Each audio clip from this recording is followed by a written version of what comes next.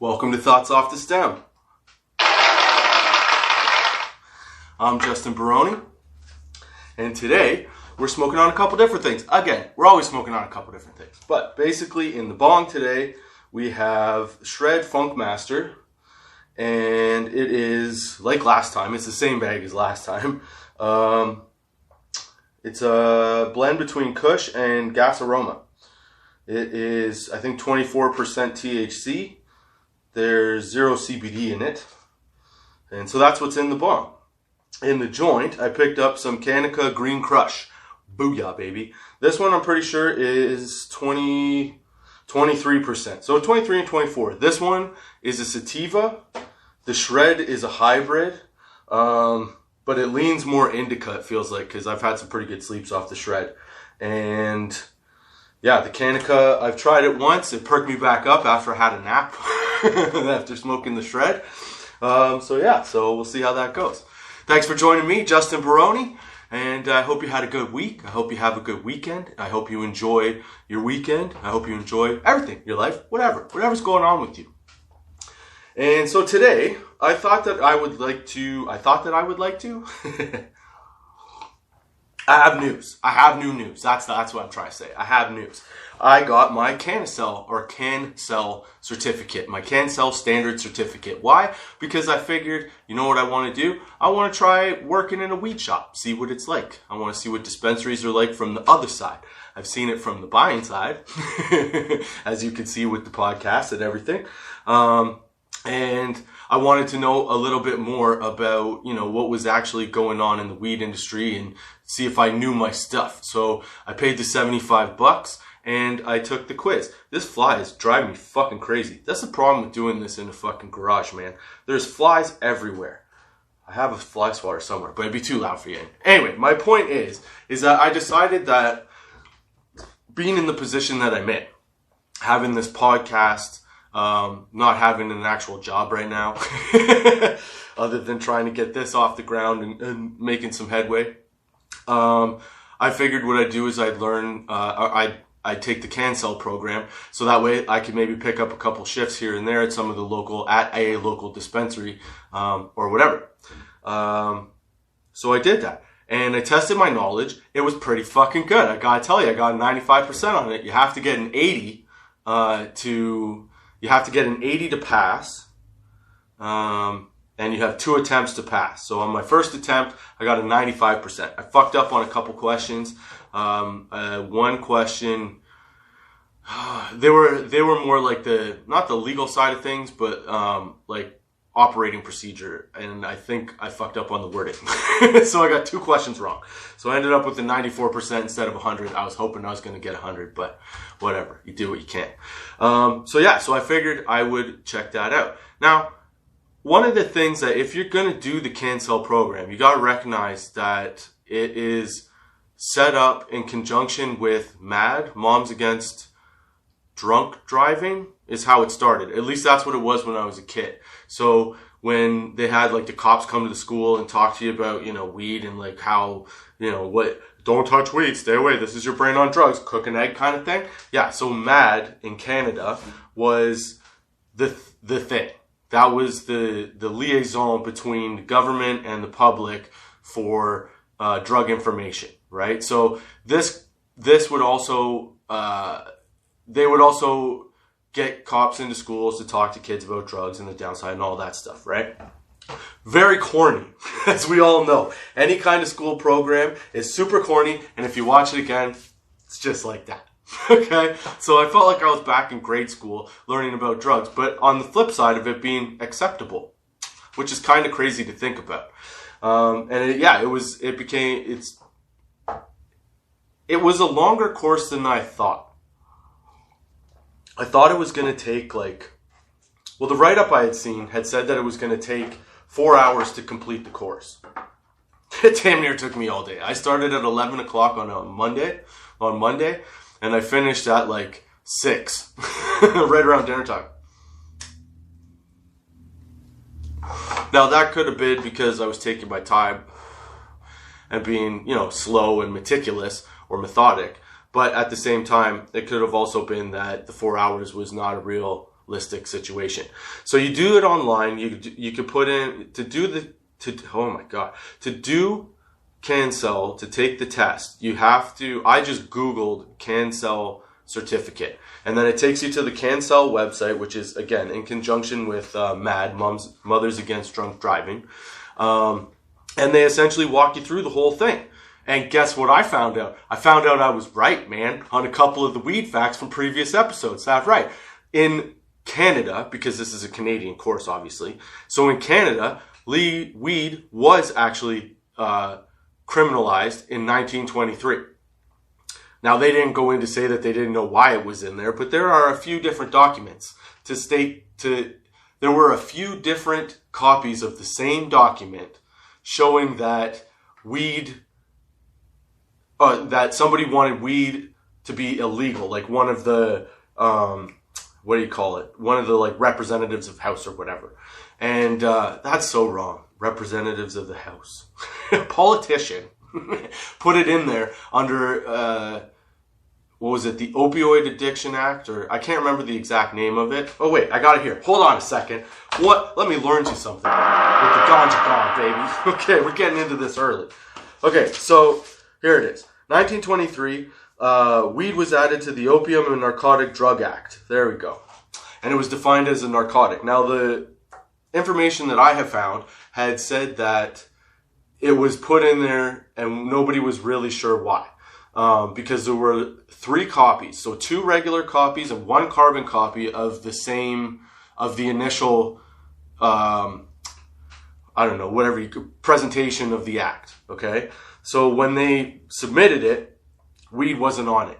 The second time they submitted it, weed was on it. Now, they couldn't tell which document was the one that people wanted. So they went with the weed on it one. Okay?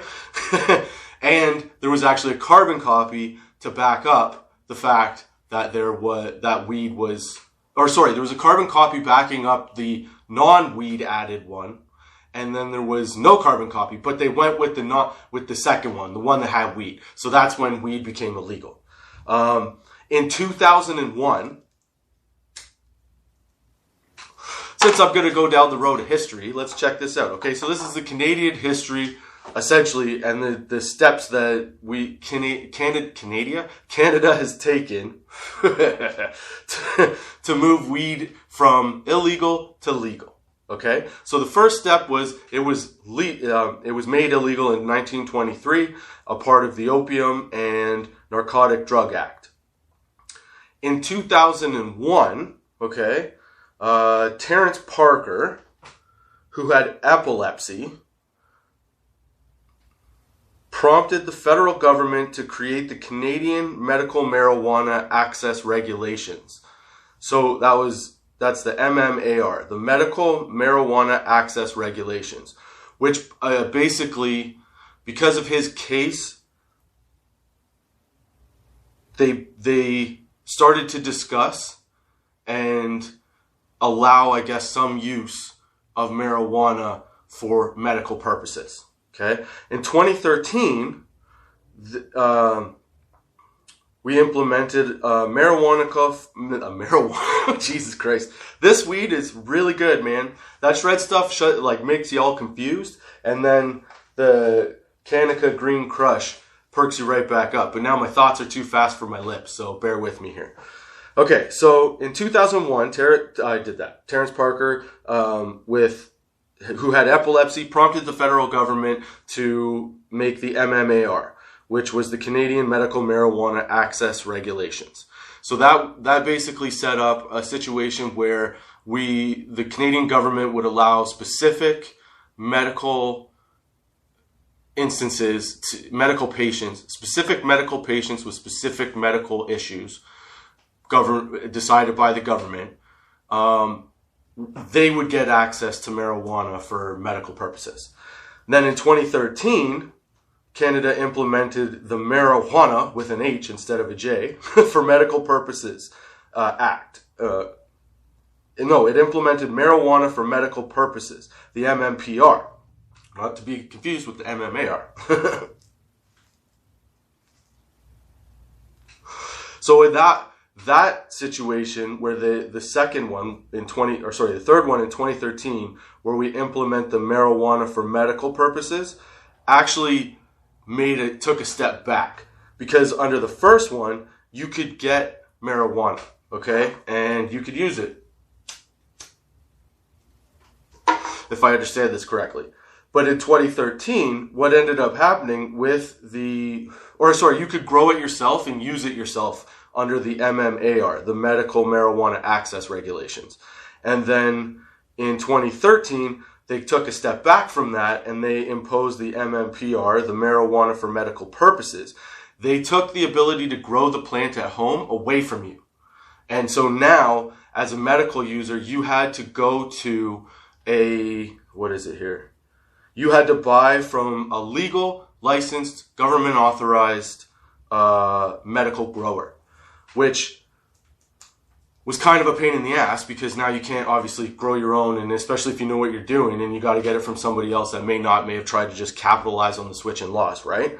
So then in 2016, all right, Allard versus Canada finds that medical users oh my God, hang on a second. I noted this down real fast. So medical users having to buy only from licensed. Okay, so essentially the Supreme Court that listened to the Allard versus Canada case, I guess, found that requiring medical users to have to only buy from licensed, authorized growers violated their liberty and security rights under Section 7 of the Canadian Charter of Rights and Freedoms. So, the court then found that medical users didn't have reasonable access, and they then switched the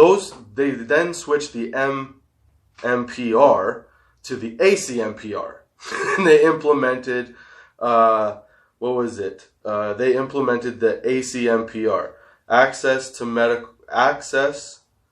Oh shit, I didn't write that one down. But the ACMPR, you could Google that and find it out. So that's how we took steps from having it illegal to now we can use it for medical. And then in 2018, we passed Bill C-45, the authorized sale and consumption for recreational cannabis use on October 17th, 2018. So there were a couple little bumps in the road, a few years where we took a couple steps forward and a couple steps back. But ultimately, we got to the point where marijuana is legal. And I got to the point where I can actually talk fine now. Jesus Christ, I don't know what happened there. I'm sorry if that was really hard to listen to. But the facts are good, because I got them from the Cannsell course. So that's the kind of thing that you can expect to learn if you're interested in taking the Cannsell course. You have to remember, obviously, that you can't make medical you can't give out medical solutions or anything like that. You can just tell the differences between the weed and what they do, how they might affect somebody, and the effects that are generally felt, I guess. But yeah, it was pretty eye-opening to see that we took, obviously 1923 to 2001 was a long time having weed illegal. And then, but in 17 years, we went from, hey, let's give medical people the chance, or medical patients the chance to use it to see what happens, to, hey, everybody, hats up. You know what I'm saying? So yeah, it's a pretty good, pretty solid step. And to be honest, this whole course is pretty, it's middle of the road. I didn't feel like it was skewed one way or the other, especially being, having it partnered with MAD, Mothers Against Drunk Driving, to sort of, get their point across that, hey, don't get high and drive and don't kill people, obviously, but some people don't get it. I get it. But they didn't overemphasize the MAD part. They just emphasized essentially the facts. This is how it is. This is what it is. And then they gave you a bunch of insight into the law. Well, yeah, the laws and the regulations and the penalties. So one of the things that I didn't know, but was actually kind of surprising to me. Okay, so You can have in public 30 grams of marijuana as a recreational user, all right? That means that you can have that on your person when you're outside in public. You can smoke on the sidewalks in Canada, okay, in Ontario. You can smoke on a sidewalk. You can smoke in a park as long as it's not like a kid's park, you know, like if it was like an open air, you know, sort of park, like walking area and stuff, you can smoke there. It's totally legal. Obviously, you can't drive with any of it in your system. There's limitations to those laws, which is all it's pretty cool to think that, okay, it is highly governed, it is highly regulated, but at the same time, there does seem to be, after taking this course, there does seem to be a let's learn and evolve approach to it. Because they're not necessarily, they rely heavily on, previous use and what, obviously doctors and scientists are saying, but they also seem to look at the fact, they seem to look at how people have been using it and how they have a level of acceptance to it, is what I'm saying. So it's kind of surprising, like I said, considering it was MAD that was doing the whole thing. They were pretty even keel on the whole, hey, don't do this, don't do that. But again, they are trying to certify you to be able to sell. It's like getting your Smart Serve license to be a bartender. Anyway, kind of cool. So in Canada, you can walk around recreationally with 30 grams in your pocket. You can smoke a joint in a public place, but not a public area. So you can smoke a joint walking down the street as long as it's not like affecting anybody else. You can smoke a joint in like a park where there's like walking paths and a lot of space. You cannot smoke at sporting events. You can't smoke at like stadiums, recreational facilities, parks, schools, parks with kids, like playgrounds, schools, places like that. I mean, that all makes total sense to me. Trust me, I like to get high and fucking swing on the swings, but that totally makes sense to me. So yeah, so there's a little bit of Canadian education. Gotcha! For your Friday afternoon. I know this isn't like as silly as it normally is supposed to be, but I thought this was kind of cool, so I thought I'd just sort of inform people, especially if you're looking into doing this, man. This is a good guide. Like, I wrote everything down. Maybe that's why it took me like 7 hours instead of 4. I wrote everything down so that I knew what I was talking about. I got really tired and kind of bored near the end, but still, it was a good time. So, yeah. And then they tell you the difference between male plants and female plants and all that stuff. They tell you, that CBD is not intoxicating. You don't get high off CBD. It's good to relieve joint pain, inflammation, things like that. I've explained in past episodes that when I've taken CBD, it makes me feel like I'm sort of wading through water. It's got a nice, easy feel to it. You feel like nothing really bothers you in the day. You feel like you can react to stuff normally, but it gives me a soothing sort of sensation. And if I have it after a workout or something like that, then I do notice that like I recover a little bit quicker. My joints don't get quite as sore. The next day, my legs generally are the things that hurt. That doesn't hurt so much. But again, this isn't like a guarantee that this is going to do this. But they're starting to recognize that there are beneficial qualities to all these things. And it depends on, obviously, the person as to how they react to it, right? But yeah, they give you all this stuff, man. Okay, so here's another one. I'm going to give you, here you go. Let's see if you know your terpenes. Because I was talking about in a couple episodes ago, I was talking about how I didn't know all the terms for shit. Okay? So I'm giving a good effort to try and learn terms for shit. All right? So I was really excited about this.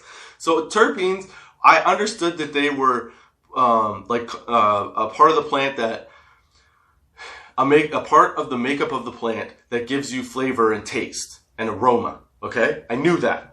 But nobody could really, I didn't really understand. Maybe that was the thing. People tried to explain it to me, but like I couldn't take it proper. So I got to understand what terpenes are. Okay, so beta-caryophyllene. Yeah, beta-caryophyllene. Okay? That is responsible for like a spicy, peppery smell and taste. And it has the it has a anti-inflammatory effects and pain reduction. Beta cardiophyllene.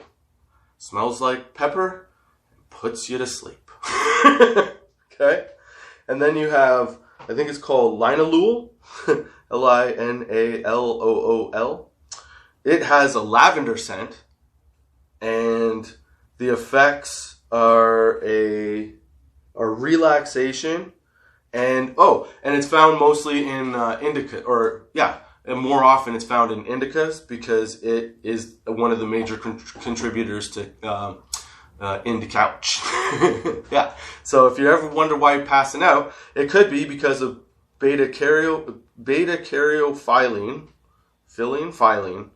and linalool. Maybe they're heavy scented like that. If you smell pepper and lavender, good night.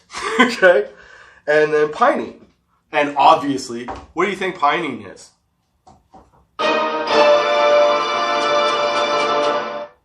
Pinene, pine needles, baby. It's got a pine scent, pine taste. It increases your alertness, okay? Improves memory retention.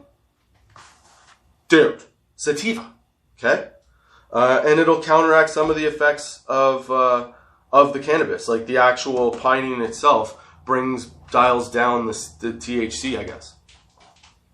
And then you have humulene, which is, if it smells like hops and like an earthy flavor taste, that's humulene. It's hops and a beer scent. And this effectively reduces your appetite. So check out what's actually in your buds, man. Because if you're smoking stuff and you're like, I'm not hungry and I haven't eaten in days. Humulene. Okay? And then you have limonene. Limonene. Okay? Limonene. Yeah. Citrus scent. And the effects are increased drowsiness. All right. So far, there's only one terpene that will keep you awake long enough to do anything, and that's pinene. And now you have myrcene. It's an earthy, musky scent with hints of herbs and citrus.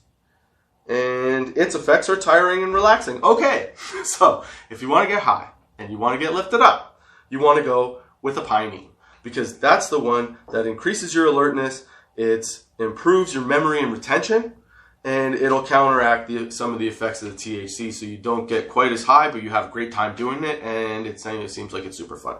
Whereas beta cariophylline will make you nice and relaxed, and you won't hurt yourself because of the pain reduction, but you will have the scent of pepperiness to it. Linalool, lavender, with the effects of relaxation and couch lock. So look out for that one. But those are so good. So that's two that are keeping you basically on, well, I guess beta cariophylline doesn't really say if it's if it puts you out. It just says it's an anti-inflammatory and and it reduces pain. So that one could just make things all good, dude, you know? So essentially you have 3 pass outs and you have 2, you might be okay and go do some stuff like play a sport. Yep. Dude, it was so good. But that straightened out so much of my stuff that I didn't know. I feel like I know things. Like I said, I got like a 94% on it. So I knew my shit. Yay! If you're thinking about getting your Cannsell certificate, I recommend it. Why not, man? If you're into weed and you want to be able to work in the industry and do stuff, that's the very bare minimum of what you need. It'll cost you $75 after tax, or 73 something after tax. And you can get it done in an afternoon if you're like me and have nothing else to do. So yeah. So I hope you enjoyed the sesh. I hope you had a good weekend, and thanks for coming back. Oh man. I hope you learned something from this one. This one was, I think, pretty educational. I mean, not super educational, but like a little different. I figured I'd take it in a little different direction. So those are my thoughts off the stem for this week. Thank you for coming out. Thanks for making me part of your Friday and the beginning of your weekend, or whenever you're watching this, whatever day it is, it doesn't matter. I hope you come back next week with me, Justin Barone, on Thoughts Off the Stem on Fridays at 4:20 p.m. on Anchor, Spotify, Google Podcasts, Apple Podcasts, iTunes, Amazon Music, Audible, Good Pods, Podchaser, everywhere you get a podcast. YouTube. If you enjoyed the podcast and you like coming back each week, subscribe. Get notified every time I put something out. And don't forget to check out the Tots 420. Oh, I'm not wearing the shirt. The hat. I got the hats on today. Don't forget to check out the Tots 420 link tree for the Tots 420 shop. Get your merch. Pick up a t-shirt, hoodie, hats. I think I got mugs on there too. I got jackets. They're pretty fly. Pretty fly for like I. Anyway, I hope you have a good weekend. I hope you enjoyed the sesh. Yeah, and I hope you have a good one.